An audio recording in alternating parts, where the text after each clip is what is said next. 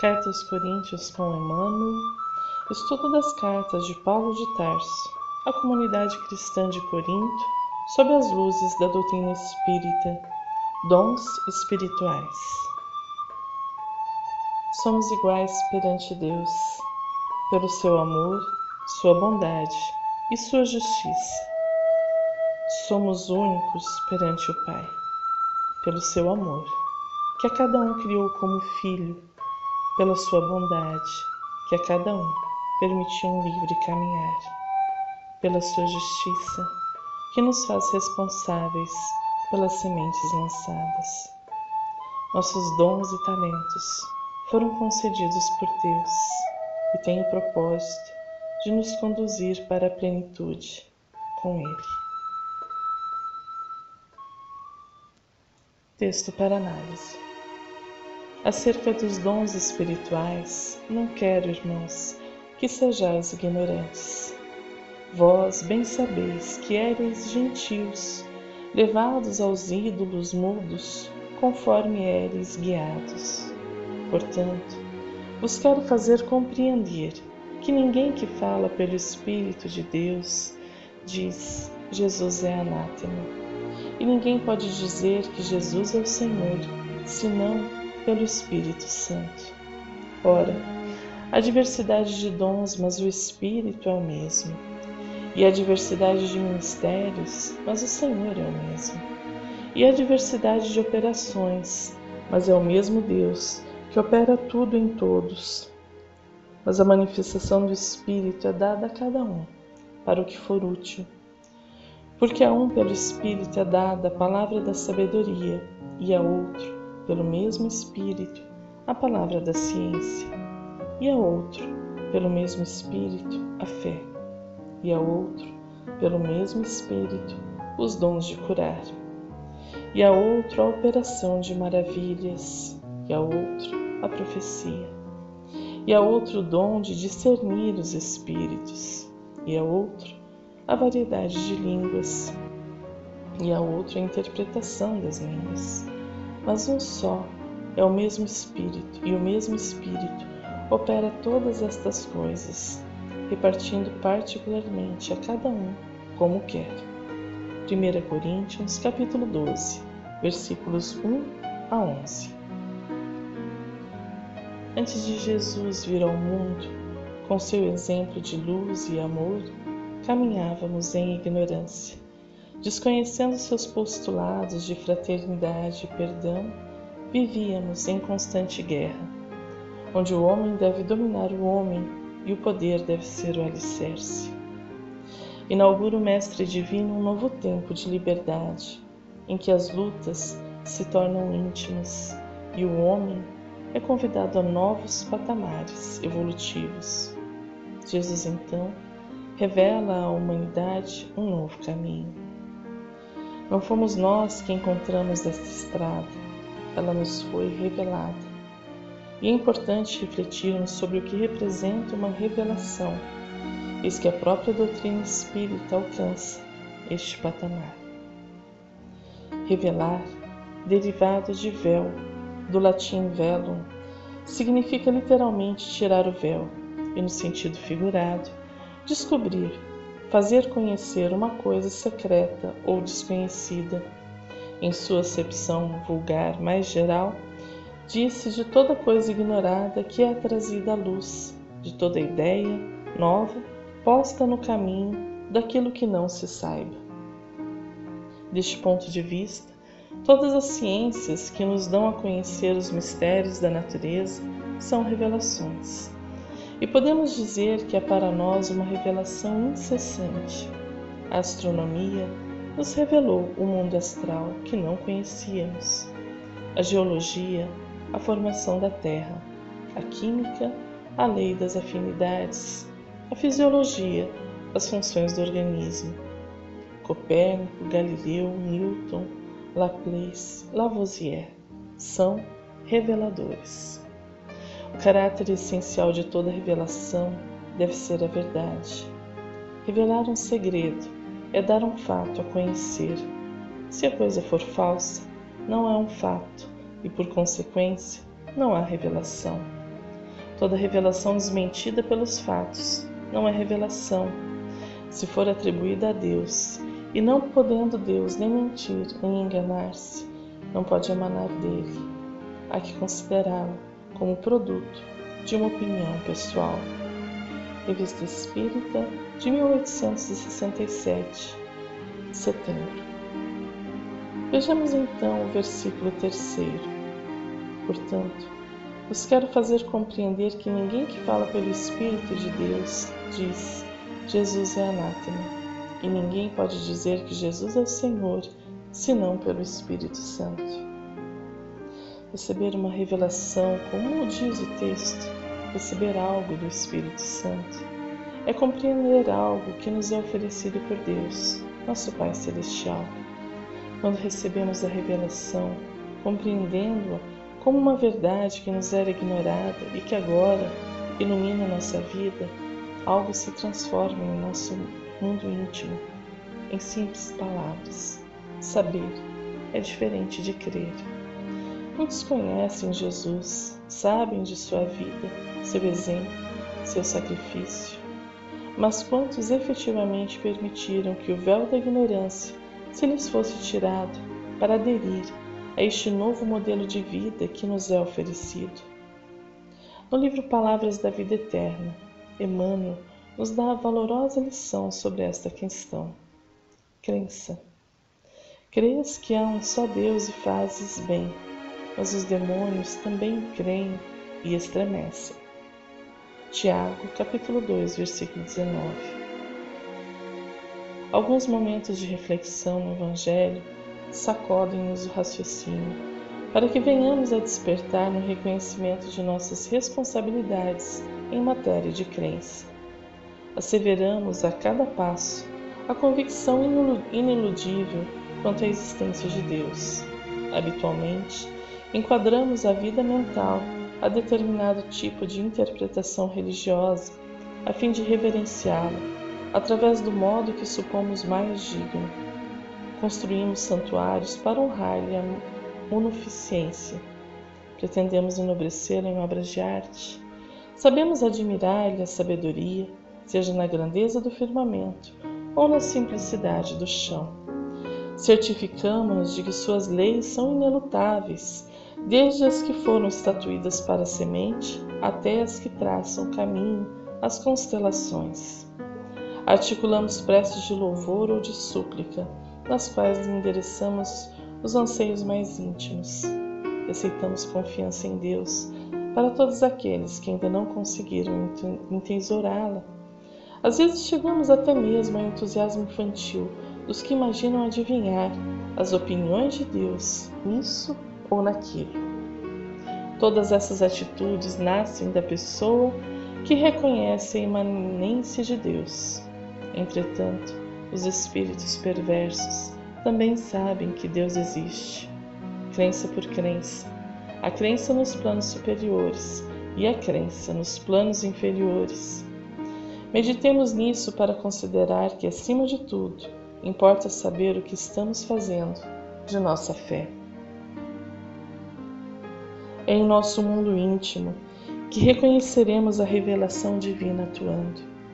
Se ao longo dos anos não estamos nos tornando pessoas mais amorosas e pacíficas, é preciso refletir sobre como Emmanuel nos diz o que estamos fazendo de nossa fé. Prossegue Paulo no texto aos Coríntios, falando então sobre a diversidade de dons. Cada ser é único, com muitas vidas de experiência que construíram o seu mundo interior e que compõem a nossa personalidade de hoje. Fato é que hoje somos a nossa melhor versão, o que de melhor conseguimos construir até aqui. Diz Paulo: ora, há diversidade de dons, mas o Espírito é o mesmo. E a diversidade de ministérios, mas o Senhor é o mesmo. E a diversidade de operações, mas é o mesmo Deus que opera tudo em todos. No livro Vinha de Luz, Emmanuel comenta sobre a diversidade. Diversidade. E a diversidade de operações, mas é o mesmo Deus que opera tudo em todos. 1 Coríntios, capítulo 12, versículo 6. Sem luz espiritual no caminho, reduz-se a experiência humana a complicado acervo de conhecimentos sem sentido. Distantes da compreensão legítima, os corações fracos interpretam a vida por mera penitência expiatória, enquanto os cérebros fortes observam na luta planetária desordenada a aventura. A peregrinação terrena, todavia, é curso preparatório para a vida mais completa. Cada espírito exercita-se no campo que lhe é próprio, dilatando a celeste herança de que é portador. A força divina está operando em todas as inteligências e superintendendo todos os trabalhos. É indispensável, portanto, guardarmos muito senso da obra evolutiva que preside aos fenômenos do universo. Não existem milagres de construção repentina no plano do espírito, como é impossível improvisar de um momento para outro qualquer edificação de valor na zona da matéria. O serviço de iluminação da mente, com a elevação dos sentimentos e raciocínios, demanda tempo, esforço, paciência e perseverança.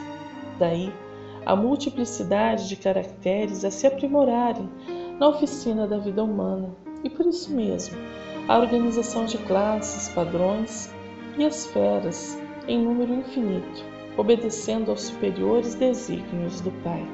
É necessário, pois, que os discípulos da revelação nova, com o cristianismo redivivo, aprendam a valorizar a oportunidade de serviço de cada dia, sem inquietudes, sem aflições.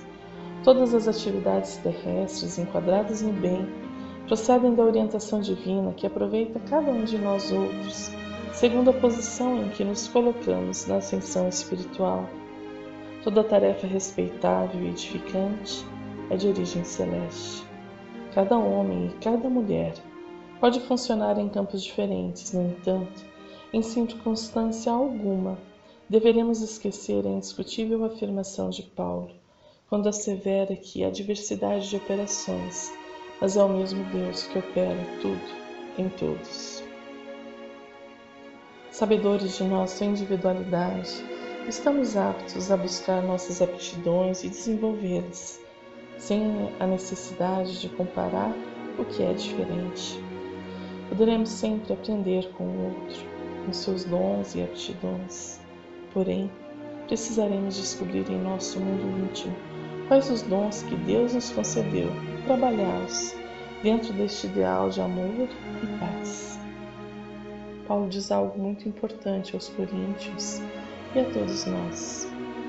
Mas a manifestação do Espírito é dada a cada um para o que for útil. Há um propósito para as nossas vidas e nossos dons, que é ser útil a nós e aos que nos cercam. Porém, nosso egoísmo tem operado desde muito tempo, fazendo com que utilizemos essas ferramentas divinas apenas para nosso próprio proveito. Isto quando somos capazes de identificá-las. É chegado o tempo de darmos utilidade ao que sabemos realizar. Seja no campo profissional, familiar, social, tudo pode adquirir um aspecto útil. No livro Ceifa de Luz, Emmanuel comenta esta questão. Encargos. A manifestação do Espírito é concedida a cada um, visando a um fim proveitoso. 1 Coríntios 12:7. Cada individualidade encontra na reencarnação um quadro de valores potenciais de trabalho, análogos àqueles que a pessoa recebe quando é favorecida por um cargo determinado. Assim como o obreiro é indicado para integrar a tabela nominativa de certa repartição, com atribuições específicas, também nós, quando nos dirigimos para a esfera física, recolhemos semelhante designação. Somos como que nomeados para servir em determinado setor de atividade e, consequentemente, colocados na equipe de familiares e companheiros que nos possibilitam a execução da tarefa. Mas, se a obtenção do cargo resulta de concessão ou de ordem do plano superior, o aproveitamento do encargo depende do interessado em desenvolver ou consolidar os próprios méritos. A face disso, precisamos considerar que todos possuímos o talento da capacidade para investir na edificação do bem onde estivermos. Ninguém está órfão de oportunidade. Em toda parte, há serviço que prestar e o melhor que fazer. Observe em torno de ti e ouvirá múltiplos chamamentos à obra do progresso geral. Ninguém está privado do ensejo de auxiliar o próximo, elevar, consolar, instruir, renovar. Não te detenhas. O amparo do Senhor é concedido a cada ser humano, visando ao proveito de todos. Considere a indicação que recebeste para servir, segundo as possibilidades que te enriquecem o coração e as mãos. O cargo vem à nossa esfera de ação, por efeito da providência divina, mas a valorização do encargo parte de nós. Ninguém está órfão de oportunidade, nos diz Emmanuel. Cada dia podemos oferecer algo de nós mesmos para o mundo em que estamos.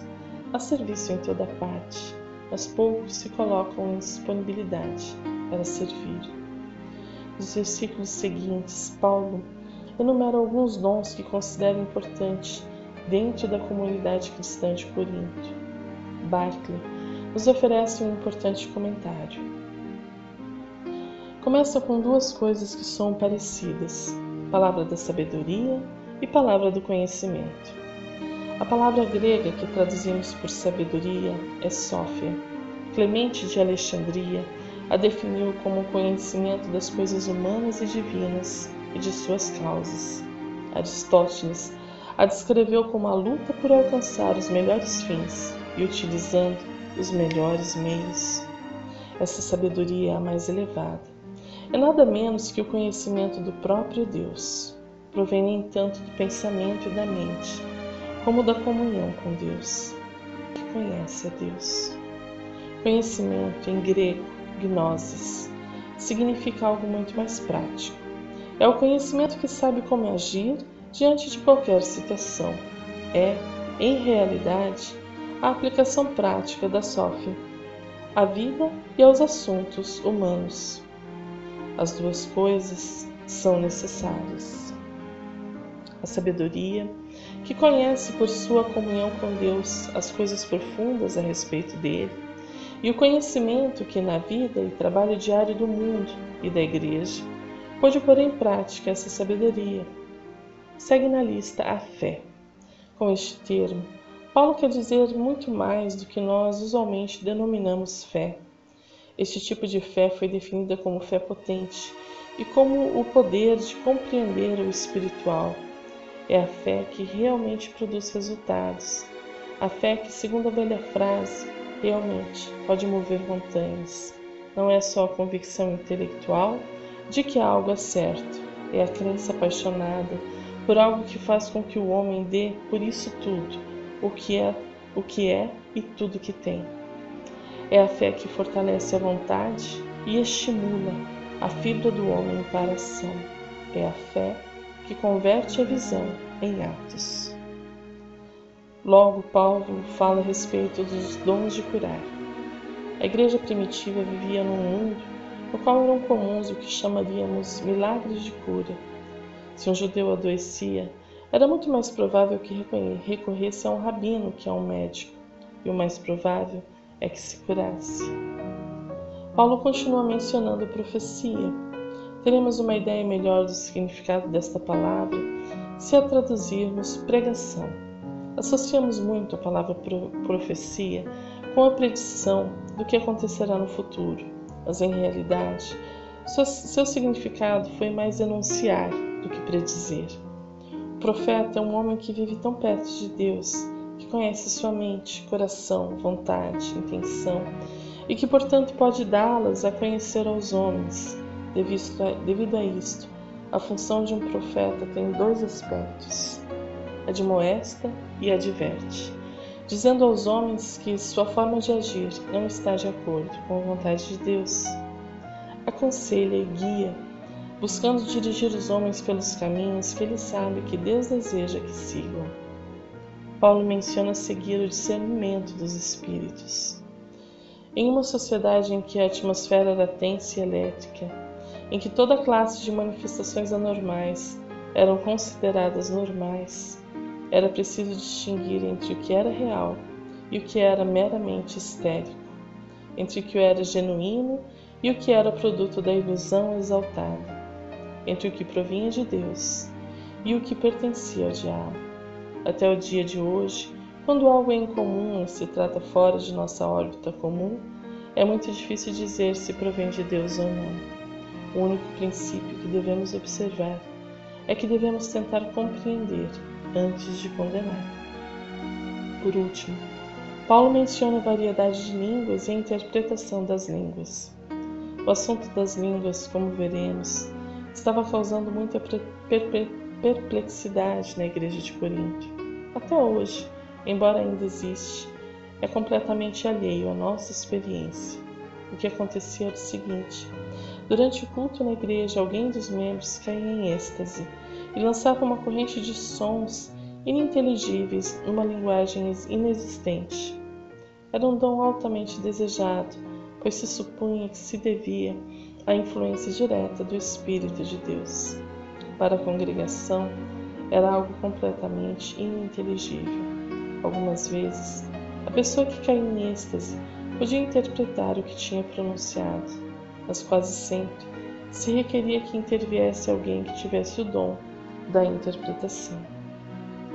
Paulo nunca questionou a realidade do dom de línguas, mas sabia muito bem que apresentava seus perigos, devido ao fato de que a histeria, o êxtase e certo tipo de auto-hipnotismo são difíceis de diferenciar.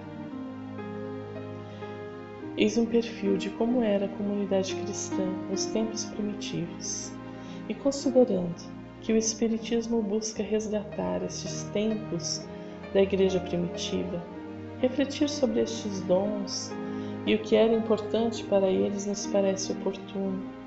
Cada dom, cada aptidão tem um propósito, um objetivo que compõe algo maior, a criação divina. Cada um de nós deve atuar na seara em que foi chamado. Seremos convidados a prestar contas do bem que realizamos e também do bem que deixamos de realizar.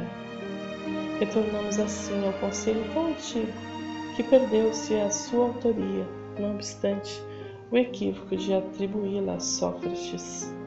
Conhece-te a ti mesmo. Com grande ousadia, depois deste estudo, deveríamos passar a dizer: conhece-te a ti mesmo e serve sendo quem és e com o que tens. Sigamos com Jesus em sua doce paz. Um fraterno abraço e até o próximo estudo.